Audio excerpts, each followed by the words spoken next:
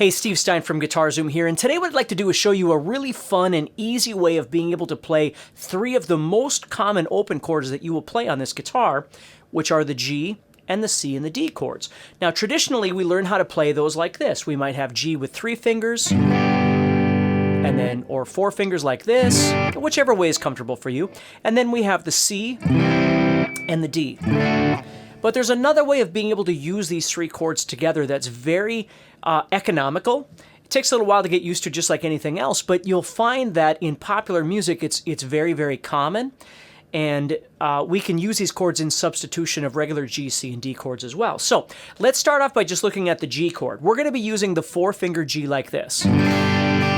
So what I've got here is my first finger on the 5th string 2nd fret, my middle finger up here on the 6th string 3rd fret, my ring finger on the 2nd string 3rd fret, and my pinky on the 1st string 3rd fret.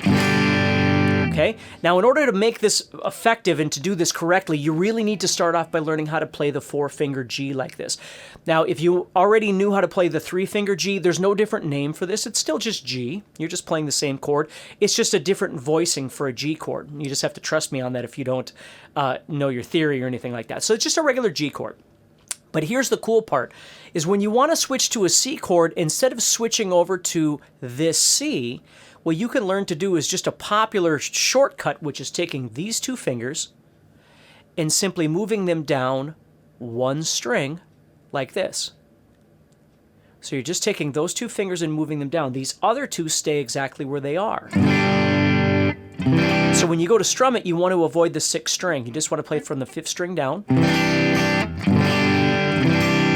And what makes it a nice sounding chord is that you've got this continuity between the G, all these thinner strings on the G, and the C chord because it stays the same. Now, this particular C chord has a specific name. We refer to it as the C add 9. And again, don't worry if you don't know what that means, but that's what we call it. But the truth is if you came across a song where you needed to play just, the song asked for a C chord, you could play this C add 9 and it will work just fine. The weird thing about guitar playing is there's a lot of gray areas in learning how to play. Like, this isn't the only way to play a C chord on this guitar. There's all kinds of different options for things, and the longer you play, the more you start realizing that. So if the song asked for G, you could play this. If the song asked for C, you certainly could play this, but you could also just drop these 2 fingers down and play this C add 9. Unapologetically. You don't have to tell anybody, hey, I'm going to just play it. It'll sound just fine, okay? So then what we do is we're going to move to the D chord from this C add 9, for instance, and what's really cool is this 3rd finger is already in position to move to that D chord. So what I teach people to do is just pivot on that 3rd finger over to the D chord. See, I can leave that finger down over the G and the C and the D. So as I'm playing chord progression, it doesn't matter which order I play these chords in. If I'm moving these around and playing a various chord progression, okay, this finger stays there the whole time, and it helps me to move between the 3 chords. So if I want...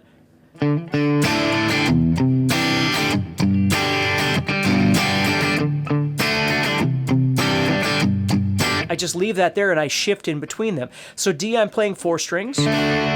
This C, I'm playing 5 strings. And this G, I'm playing 6 strings.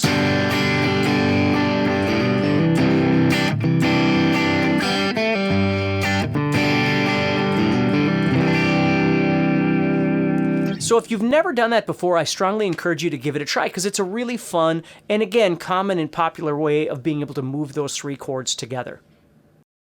Hey, this is Steve Stine from GuitarZoom. Thank you so much for watching this video. If you enjoyed it, please do me a favor, like it and share it, and also make sure that you subscribe to this channel so you're always notified when I release new videos.